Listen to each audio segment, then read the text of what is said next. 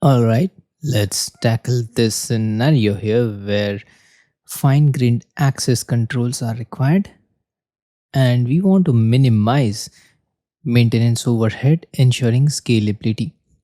Option A, external tables require manual management of storage paths and adds complexity. Hence incorrect. Now option B, scheduling, optimize and vacuum increases operational overhead. We'll delete it. If you want the PDF version of this course, please enroll in Diamond membership or above by clicking the join button now. Once enrolled, please connect and inbox me on LinkedIn at the rate of CloudGuru Amit or Instagram at the rate of Amit Physique. I'll be glad to help you out with the PDF version of this course and hands-on files if available for this course. Option C, Hive Metastore lacks Unity catalogs, fine-grained governance, and modern optimization features. Wrong answer. Option D says create a managed table in Unity catalog, configure Unity catalog permissions, and rely on predictive optimization to enhance performance and simplify maintenance. Managed Unity catalog tables with predictive optimization provide strong governance, reduced maintenance, and improved query performance. We'll lock option D as the right answer. Let's bring the heat to the snow. We need to manage an order delta table with deletion vectors enabled to improve efficiency here. We need to ensure both performance and data integrity. Option A, physical rewrite of files adds overhead and is not how deletion vectors operate. Incorrect. Now let's look at option B. Deletion vectors do not alter data files, only metadata tracks deleted rows. Incorrect. Option C says rows are flagged as deleted in metadata only, not in data files. Deletion vectors mark rows as deleted in metadata, leaving files unchanged for efficiency. We'll keep it. Option D, delta doesn't automatically purge rows. Permanent removal requires vacuum. It's incorrect. We'll lock option D as the right answer. Let's now tackle this. We need to make sure the rules are applied dynamically to the claims table. We have the JSON code looks something like this. Option A, SQL constraint blocks cannot dynamically parse JSON metadata. Incorrect. Now option B says load the JSON metadata, iterate through its entries, and apply expectations using DLT expectation all.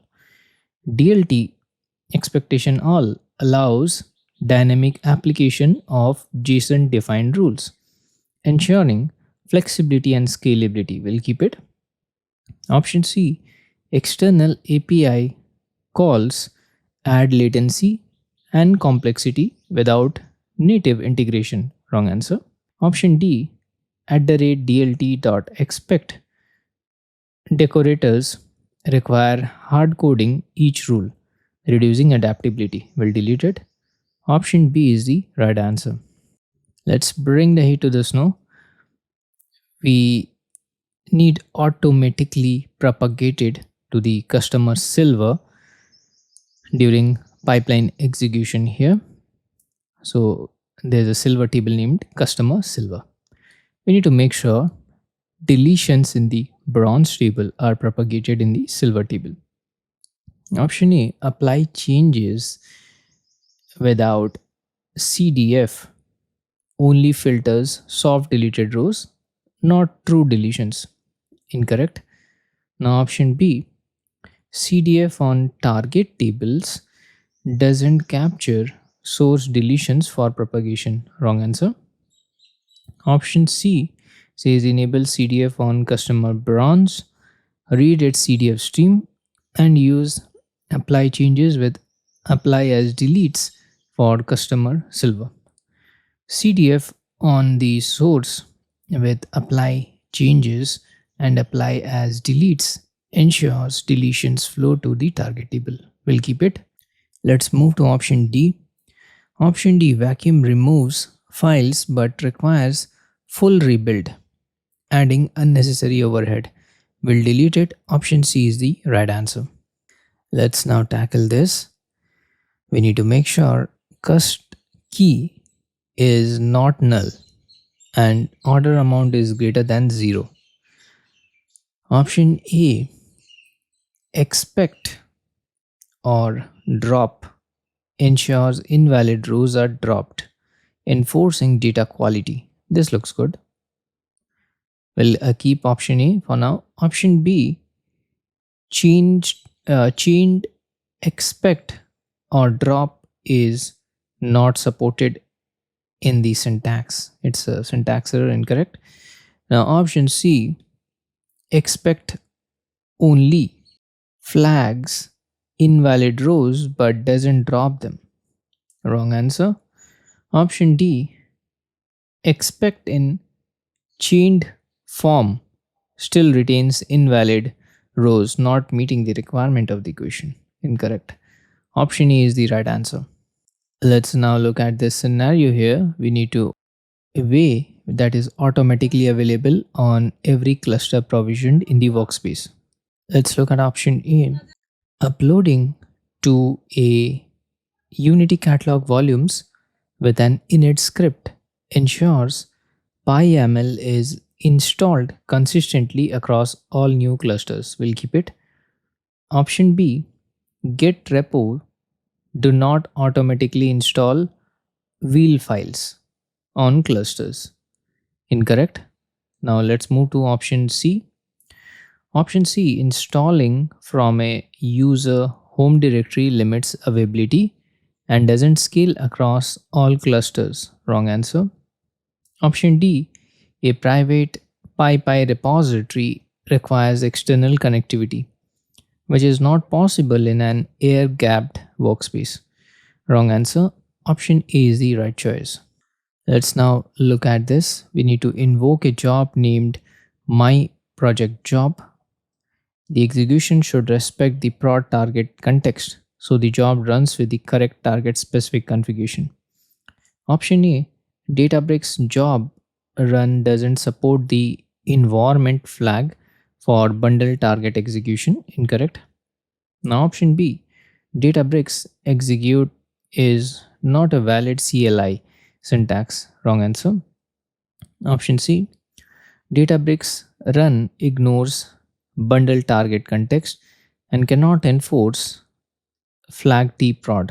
We'll delete it. Option D, Databricks bundle run my project job /t prod correctly executes the job in the specified bundle target context. We'll lock option D as the right answer.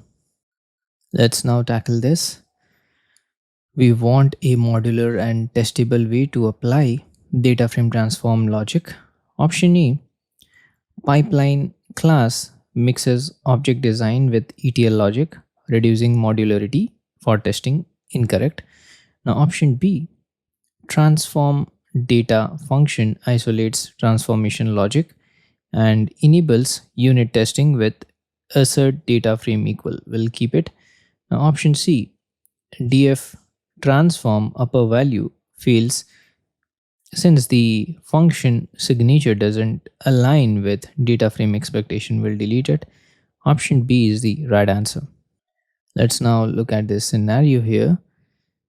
The patient records across several Delta Lake tables. We want to know how the results are generated each time the dashboard refreshes. Option A, scanning all Delta files is inefficient and not how count star is optimized. Incorrect. Option B, cached results depend on a refresh and doesn't guarantee accurate row counts. Incorrect. Option C says the row count is derived from the delta transaction logs. Delta transaction logs track row counts and enable efficient count star queries. Let's keep it. Option D, Parquet metadata contains file statistics, but Delta relies on transaction logs for consistent counts. We'll delete it. Option C is the right answer. Let's bring the heat to the snow. The team needs to report daily resource consumption by SQ tier across all workspace. We need to we have decided to query the billing system.billing.usage system table in Databricks to generate accurate usage metrics. So which SQL query will correctly return the daily usage by product? Option A basically uses some dbus, which is not the correct field for DBU aggregation. Incorrect. Now, option B basically uses count usage quantity, which misinterprets the consumption by counting rows instead of summing usage. Wrong choice. We are left out with option C. It basically uses sum usage quantity grouped by day and SKU, which correctly calculates daily DBU usage per product. Looks good. Let's lock option C as the right choice. So please don't go away. Let's meet in next part of this series. If you want the PDF version of this course, please enroll in Diamond membership or above by clicking the join button now.